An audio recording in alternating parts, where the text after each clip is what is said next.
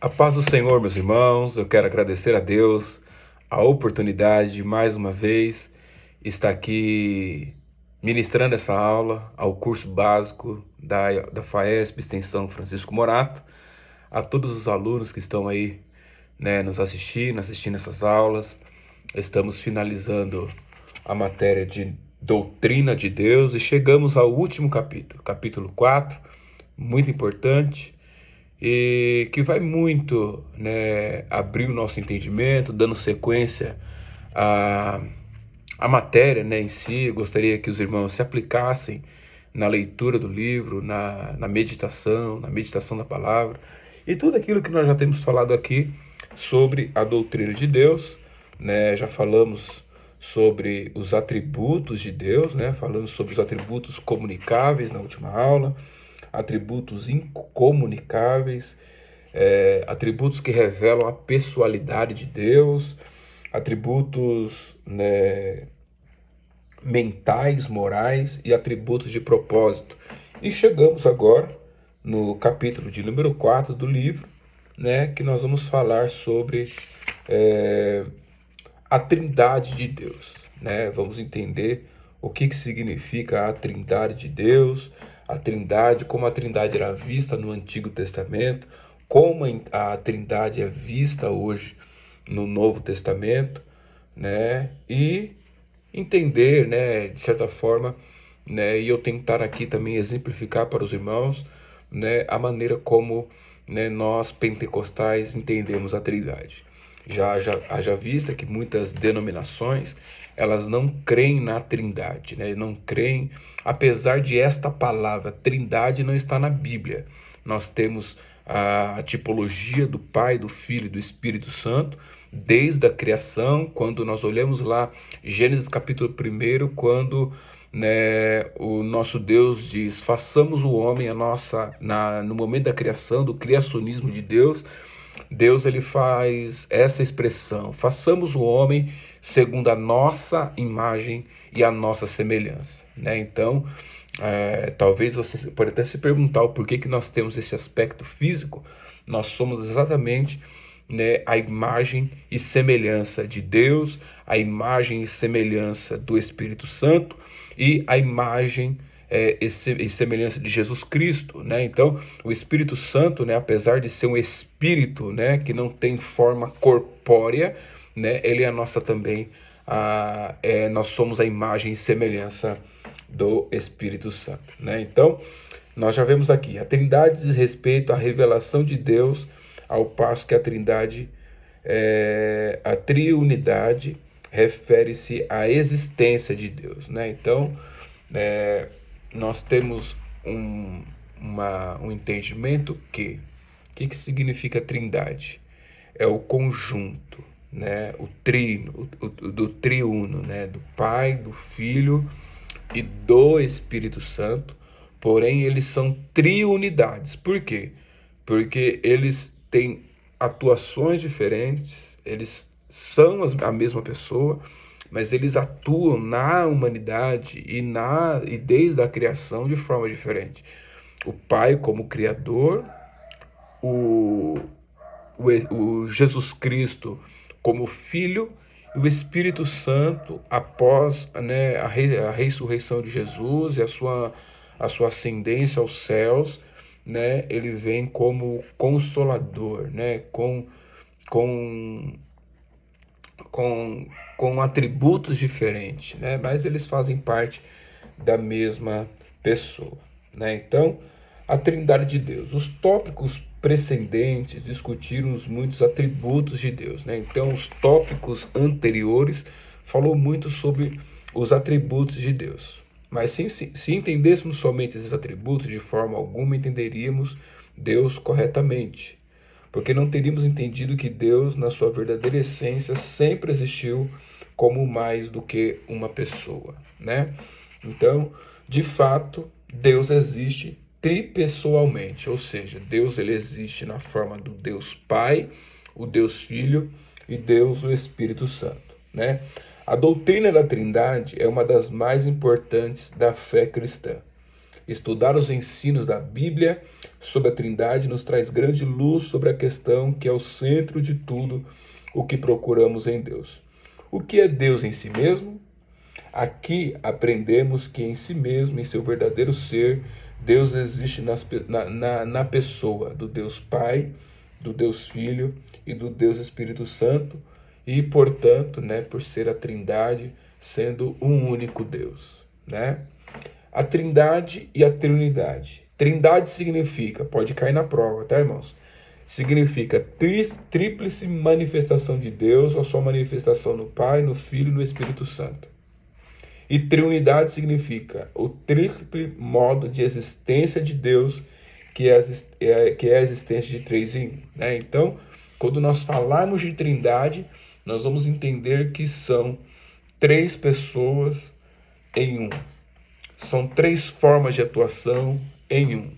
Todos representam o nosso Deus, porém, eles são individualmente, né? Quando nós olhamos a pessoa do Pai, a pessoa do Filho e a pessoa do Espírito Santo, né? Eles são individualmente como pessoa, porém, eles formam a triunidade, né? A triunidade, né? De um único Deus, né? Então, como que a Trindade ela era vista no Antigo Testamento? Pois nós conhecemos que Jesus, né, ele aparece na história, apesar de ter sido profetizado pelo profeta Isaías, pelo profeta Oséias, pelo profeta Miqueias, né, a respeito do Messias prometido. Nós vemos que a Trindade ela fica completa na manifestação após, né, o triunfo de Jesus ao ser batizado por João Batista e ali ao encontro, né, quando o Pai ele diz, olha, esse é o meu filho amado em quem me comprazo, né, através da voz, através do Filho, e a descida da pomba, né, que simboliza o Espírito Santo. Porém, nós vamos entender agora como é que funcionava a Trindade no Antigo Testamento. Nós não encontraremos a Trindade de forma explícita como no Novo, né? Por quê? Porque a manifestação do Espírito Santo ela acontece no momento em que Jesus Cristo ele está aqui na Terra, né? Então, no Novo Testamento, devido à ideia de unidade. Ouça, ó Israel, o Senhor, o nosso Deus, é o único Senhor, né, que está lá em Deuteronômio, capítulo 6. Nós podemos observar o anjo do Senhor identificado como Jeová, sendo chamado de Senhor, Deus sendo reverenciado, adorado, recebendo oferta, onde podemos entender que esse anjo do Senhor é a manifestação de Jesus no Antigo Testamento, né? O anjo do Senhor, né? O anjo do Senhor encontrou Agar perto de uma fonte no deserto, no caminho de Sur, e perguntou: Agar, serva de Sarai, de onde você vem? Para onde você vai? Respondeu ela: estou fugindo de Sarai, a minha senhora. Disse-lhe então o anjo do Senhor: volte a sua senhora e sujeite-se a ela. Disse mais o anjo: multiplicarei tantos os teus descendentes que ninguém os poderá contar. Disse-lhe ainda o anjo do Senhor: você está grávida e terá um filho, e lhe dará o nome de Ismael, porque o Senhor a ouviu em sofrimento. Né? Ele será como jumento selvagem, sua mão será contra todos e a mão de todos contra ele. E ele viverá em hostilidade contra todos os seus irmãos. Este foi o nome que ela deu ao Senhor que lhe havia falado. Tu és o Deus que me vê, pois dissera, teria eu visto aquele que me vê? Né?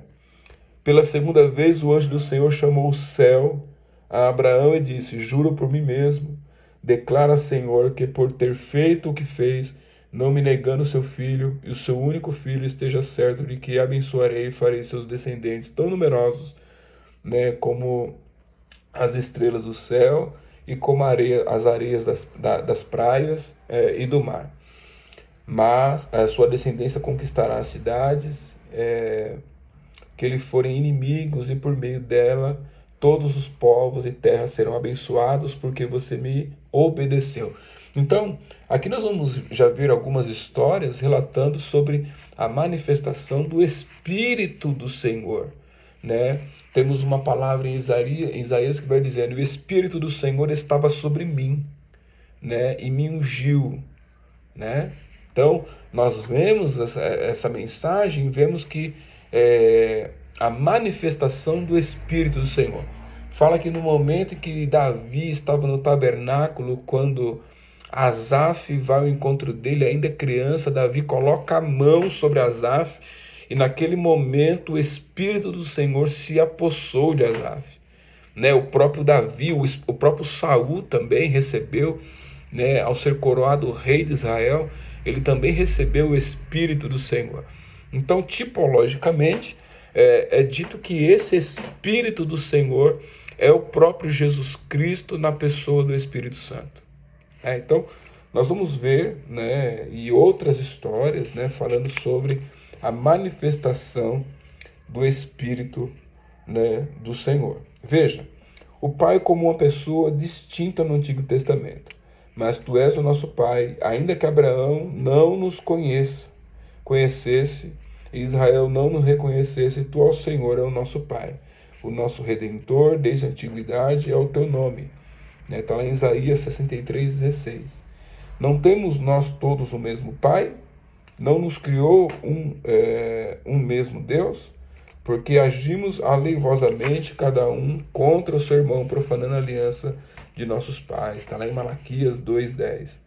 Né? Então, qual era o motivo? Né? Quando nós olhamos a palavra de Deus, nós que somos da era contemporânea, por que nós somos crentes? Por que você é cristão? Por que você crê no Evangelho?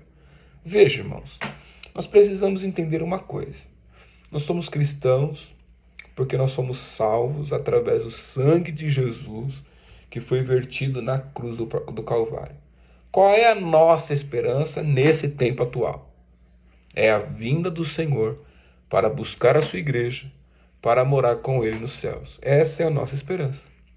Porém, é uma pergunta que eu faço para os irmãos, podendo cair na prova. Qual era a esperança do povo de Israel?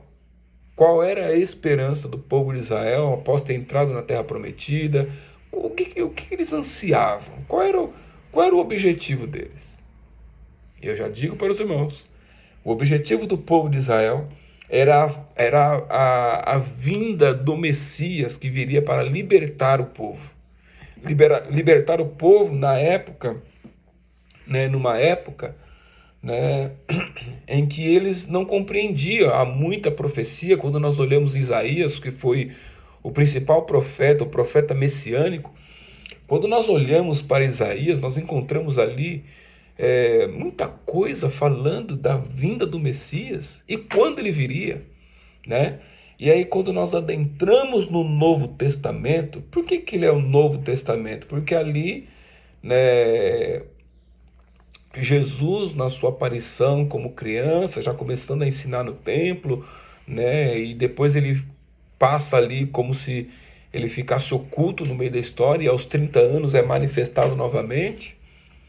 Nós vemos, irmãos, que eles estavam na mesma expectação dos antigos, do Antigo Testamento, que era a vinda do Messias, que viria para libertar o povo.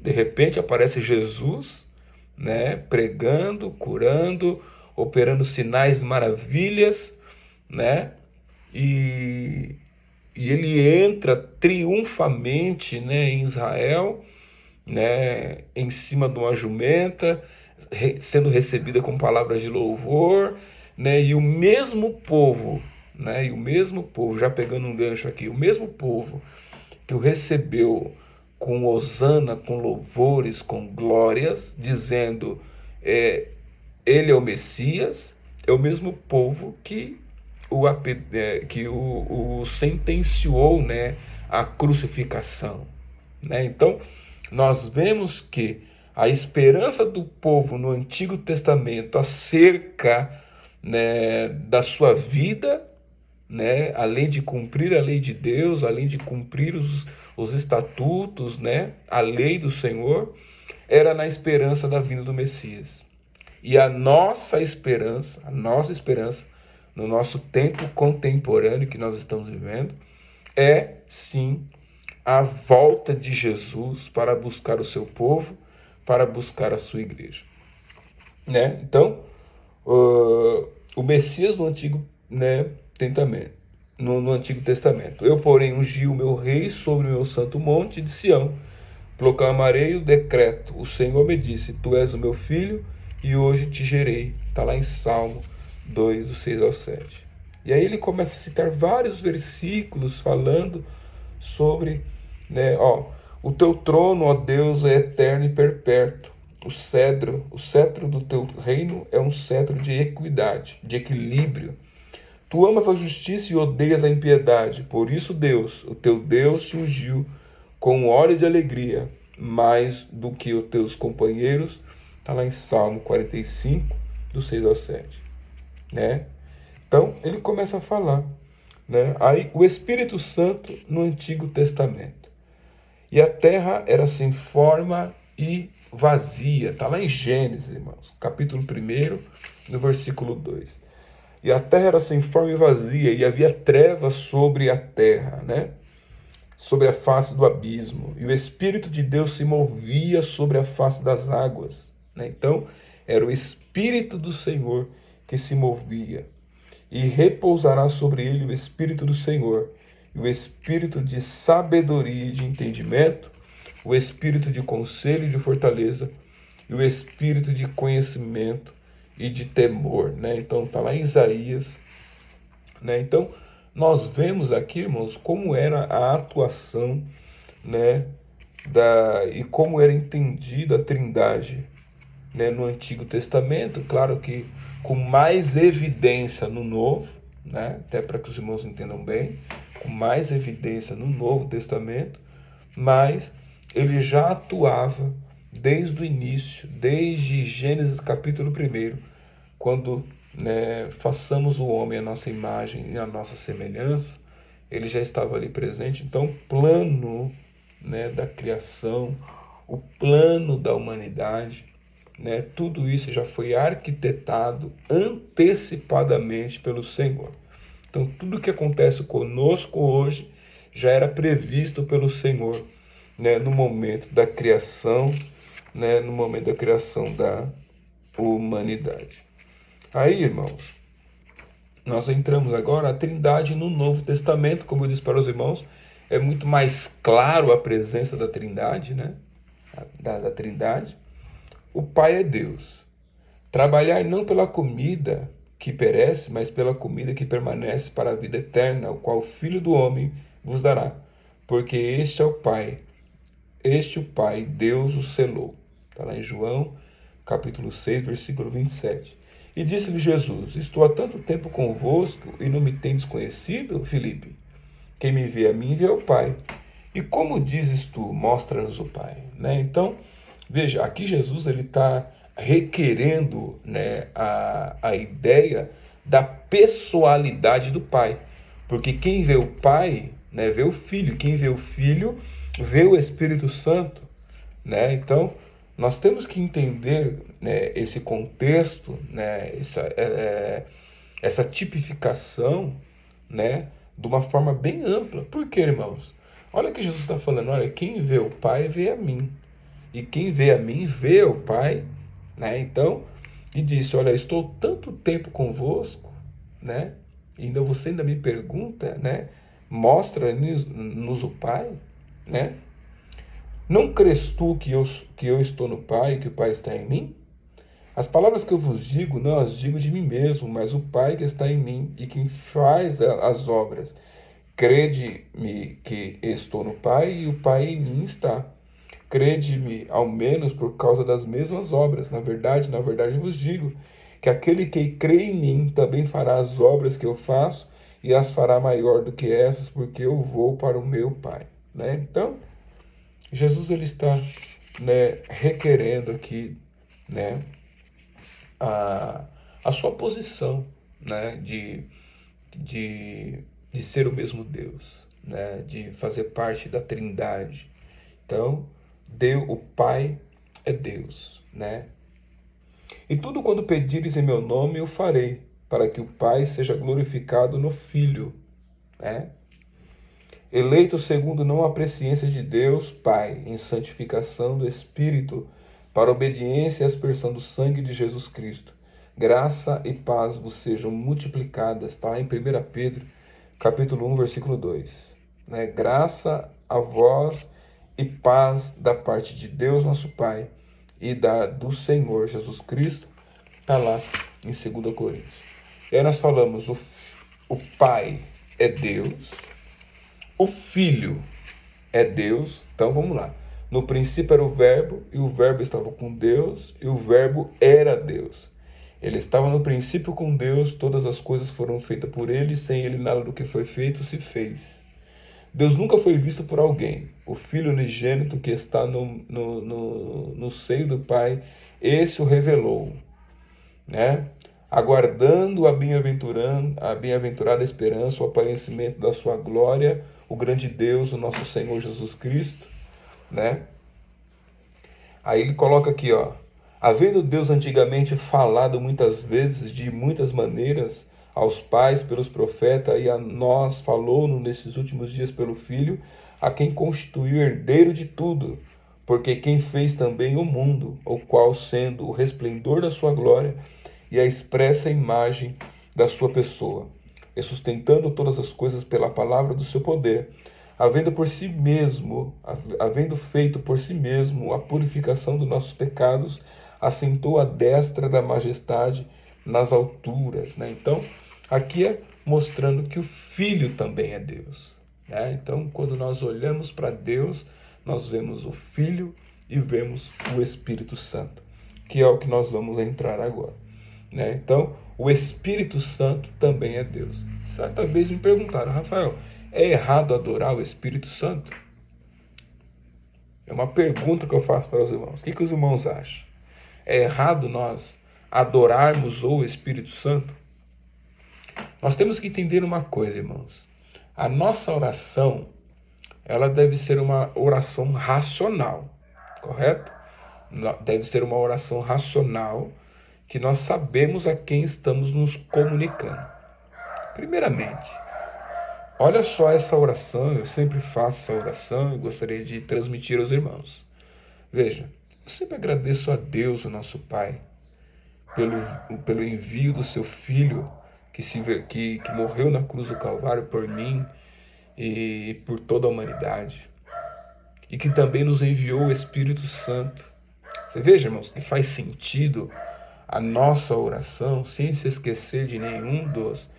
Agora, quando nós olhamos apenas para um, se esquecendo dos demais, e tem algumas religiões, a própria religião dos Mormons, que eles adoram somente o Filho. Os próprios Congregação Cristã no Brasil, CCB, eles não reconhecem, né, que Deus ele é o primeiro. Então, quando eles vão batizar alguém, quando há um batismo nas águas, eu já participei de alguns batismos da Congregação Cristã, eles falam exatamente sobre isso. Sobre, olha, quem morreu não foi Deus, quem morreu foi o Filho. Então é ele que nesse momento deve ser glorificado. Olhando por esse lado, e eu estou falando com pessoas que pensam, pessoas que têm a mente aberta para entender o Evangelho e entender a palavra de Deus. Olhando por esse lado não está errado. Porém, nós não podemos olhar somente o meio da história e o final da história. Nós temos que olhar todo o contexto da história. E se nós cremos que Jesus Cristo estava desde a fundação do mundo, e o Espírito do Senhor, que é o Espírito Santo hoje, ele estava desde a criação, nós não podemos deixar de reverenciar a Trindade, as três pessoas, né? O Deus Pai, Deus Filho e Deus Espírito Santo. Claro que cada um tem um papel específico na história. Específico por quê? Porque Deus é o Criador, envia o seu Filho à humanidade, né? E que após a ressurreição, ele enviou o Consolador, né, que não nos deixaria órfãos, mas enviaria o Consolador. Então, cada um deles tem uma atuação diferente na história, porém, o Deus Pai, Deus Filho e Deus Espírito Santo estão atuando desde o início da era da humanidade. Tá bom, meus irmãos? Então, o Espírito Santo é Deus. Disse então Pedro a Ananias: por que encheu Satanás o coração para que mentisse ao Espírito Santo e se retivesse parte do preço da herdade, né, ou da herança? Né, aqui tem uma história que Pedro né, ele não estava ali obrigando ninguém a oferecer nada, porém, diante do Espírito Santo, o Espírito Santo que estava sobre, né, o apóstolo Pedro, né, Ananias e Safiras fizeram um conluio, fizeram um conchavo ali. Olha, nós não vamos, né, falar sobre o valor correto que nós vendemos a nossa propriedade, né, e vamos deixar por isso mesmo. Naquele mesmo momento, eles foram desmascarados, porque a mentira veio à tona, e foram mortos, irmãos, porque mentiram diante do Espírito Santo. E rogo-vos, irmãos, por nosso Senhor Jesus Cristo e pelo amor do Espírito, que combatais comigo nas vossas orações por mim a Deus. Está lá em Romanos 15:30, me desculpa, irmão. Quanto mais o sangue de Cristo, que pelo Espírito Eterno se ofereceu a si mesmo, maculado a Deus, purificará as vossas consciências das obras mortas para servirdes ao Deus vivo? Né? Então, nós vemos aí, né, o reconhecimento, né, do Espírito Santo sendo Deus. A Trindade no Antigo Testamento, nós já falamos, né, na criação, onde o Elohim, o hebraico, tem sentido de pluralidade, né? No princípio, Deus criou os céus e a terra, né, e disse: façamos o homem à nossa imagem, conforme a nossa semelhança, que é o que eu já disse desde que eu falei desde o início, né, desse vídeo, né? Então, e domine sobre os peixes do mar, e sobre as aves dos céus, e sobre o gado, e sobre toda a terra, e sobre todo o réptil que se move sobre a terra, né? Na confusão das línguas, né? Então, o Espírito do Senhor, quando desceu ali naquele cenáculo, né? Foi no cenáculo? Deixa eu ver se é isso que estão falando. Então desceu o Senhor para ver a cidade. Ah, tá. No momento da Torre de Babel, em que o homem cria ali, né, um monumento, né, que chegaria até o topo dos céus, e ali Deus traz a confusão das línguas. Olha só. Então desceu o Senhor para ver a cidade, a torre que os filhos dos homens edificavam. E o Senhor disse: eis que o povo é um, e todos têm uma mesma língua. E isto é o que começam a fazer. E agora não haverá restrição para tudo o que eles intentam fazer.